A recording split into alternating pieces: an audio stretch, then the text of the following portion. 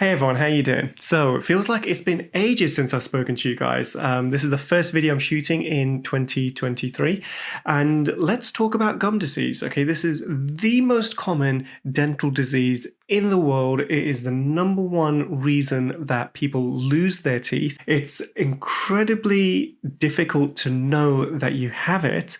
So I'm going to try and break down everything related to gum disease in this video. So anyway, let's look at what gum disease can do. Okay, if you've seen my Instagram, if you watched a bunch of these channels, you know I do a whole load of full mouth stuff.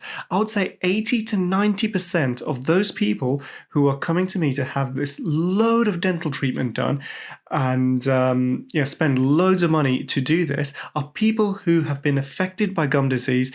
And if they had maybe watched this video or they had sought the right advice at an earlier age, they wouldn't be in that situation today. Okay, so this video and implementing all of this stuff can save you thousands and thousands of pounds in the future.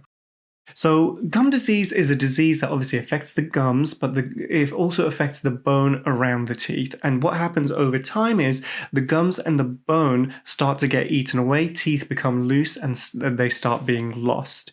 Now, it's a bacterial disease, which means obviously it's caused by bacteria. And in our mouths, there is loads and loads of bacteria. Vast majority of them are not going to cause an issue. But if we feed these bacteria with sugars and we let them thrive by not cleaning as well, then some of these bacteria can turn into nasty bacteria at the gum line. And the first sign that we see is inflammation of the gums, okay, reddening of the gums. If you were to cut yourself on your arm, around the cut would become red and puffy. Okay, that's what I mean by inflammation. It's something you can see and something that you can easily detect. I'll show you how in a minute. And this inflammation is basically the body trying to fight these bacteria on your gum margin.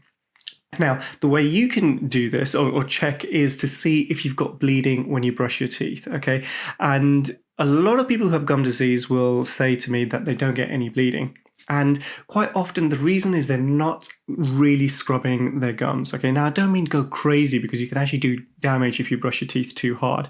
But if you put in a gentle pressure but targeted at the gum line and sweep your gum line, then chances are you will make the gums bleed. So when you spit it out in the sink, assuming you've got a white sink, it's red and white is a good contrast. It's really clear and obvious that there is some inflammation going on there. If you see inflammation, you don't have a dentist and you're concerned, just go and see a dentist. Or if you're in the UK, you can go and see a hygienist, right? And they can actually do a deep clean for you, or even a superficial clean. You don't need to see a dentist to do this. It's often cheaper to go down this route. And if you have decay, a lot of hygienists are actually therapists. So they can advise you, okay, maybe go and see the dentist, and therapists can do fillings and all sorts of other stuff. I know my therapist does a lot of the stuff most dentists do. Now, we've spoken about gum disease in terms of the redness of the gums, but if it's left undiagnosed, unchecked, then it can progress into a disease called periodontitis. And periodontitis is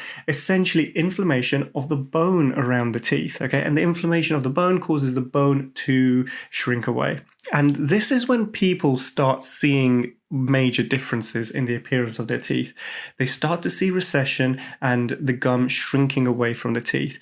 Now, if you've got recession and you've got the redness in the gums, there is a good chance you have gum disease and it's quite active. A lot of people get recession just because they brush their teeth too hard, right? This is a completely different type of recession. It's actually nothing to be crazy worried about. Definitely get it checked out. But what we're talking about here is gum disease with the inflamed gums, which is what you can see, and you get the recession. These are signs that things are getting worse in terms of gum disease. It's all caused by bacteria, and if this bacteria is left unchecked and it's not being cleaned away from the gum margin is where all of the damage starts. So then it seems pretty obvious that if we get rid of the bacteria, then we're going to get rid of gum disease. And you'd be exactly right. This is the main treatment of gum disease, is to control this bacteria.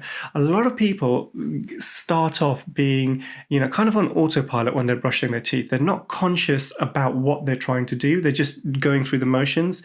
I mean, I've got young kids and I used to brush their teeth, and now one of them brushes her teeth herself. I swear she just goes through the motion, right? Because she's too young. She just doesn't care enough, right? But I'm going to just encourage her to pay attention to certain areas, and she has to understand what she's doing, okay? Don't be on autopilot when you're brushing your teeth, especially if you're concerned about the health of them. Clean the gum margin, get your toothbrush against the gum margin, okay? It doesn't need to be hard, but just those bristles interrupting we call it the biofilm, but it's essentially the bacteria which are at your gum line, okay? Just the bristles interrupting those bacteria are going to disrupt it, and you will be stopping gum disease as long as you do that every day. Obviously, in between the teeth, you should be flossing, or there's TP brushes, which are fantastic. And if you've got nice, healthy teeth, a toothbrush and floss is all you need. If you've already got gum disease and you've got this inflammation, you've got this bone loss, you're going to need to spend much longer to get everything clean, right? I can't go through all of the information because everybody has a customized treatment plan in terms of how you should be cleaning certain areas of their teeth. You need to see a specialist in order to get this treatment plan. I'm not a gum specialist. I work really closely with a gum specialist. I know the way that they work, so I'm just passing on that information. Now, what makes gum disease a little bit more tricky is the fact that once you have it, the scenario changes. Okay, so your cleaning regime changes once you have gum disease. And if we look at a tooth in cross-section, we have the inflammation, then we get bone loss around the tooth, and we can end up with something called a pocket. So this is a photo of somebody who has gum disease, and it's really not that obvious that he has it. Yes, there's a little bit of recession here and there, but many of these teeth have to be completely removed because of the level of gum disease. And the way that we check for gum disease is we have a little probe. It's not the sharp one, it's got a little ball end on it, and we gently touch the gum around each tooth. Now, I'm sure I'm going to get comments here saying, they've had this done, it was crazy painful. And the truth is, if you have gum disease, even a gentle pressure on your gum is painful. So I 100% agree, it is painful if you have gum disease. Now, those same people who have had their gum disease treated and it's now stable, we do the same pocket chart, check the pockets around each tooth, and it's not painful anymore.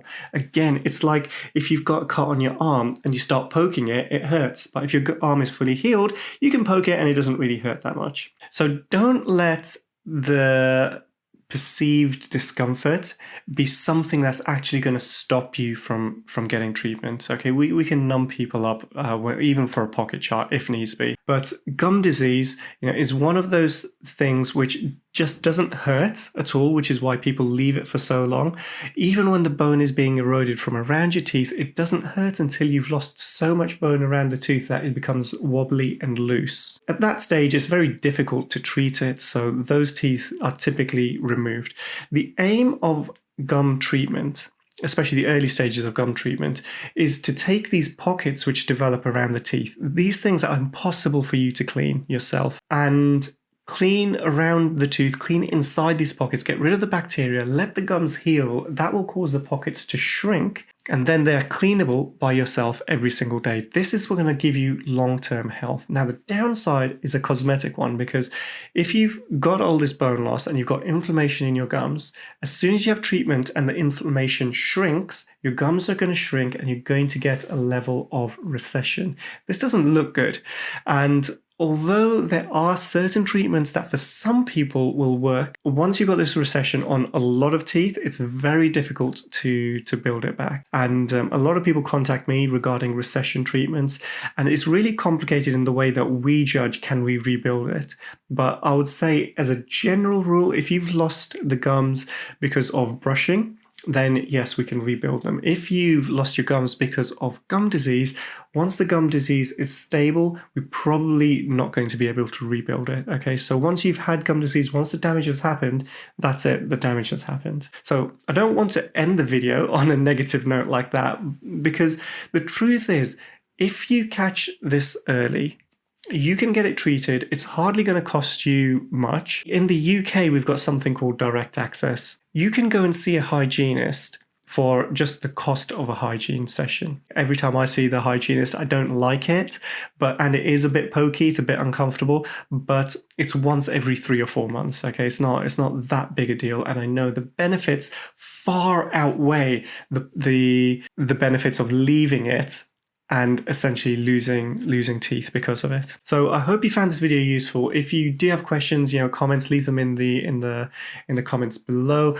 I can't help you find a periodontist or a hygienist. You're going to have to search people in your local area. If you don't like one, try another. There's a massive variation. And with a hygienist, it's like you want to be seeing the same person every 3 or 4 months. Okay, so it's worth building a bit of a relationship with them. If you're near Marlow, we've got a fantastic therapist who's absolutely lovely, and I can recommend you to her. All right, guys, I'll see you in the next one. Take care.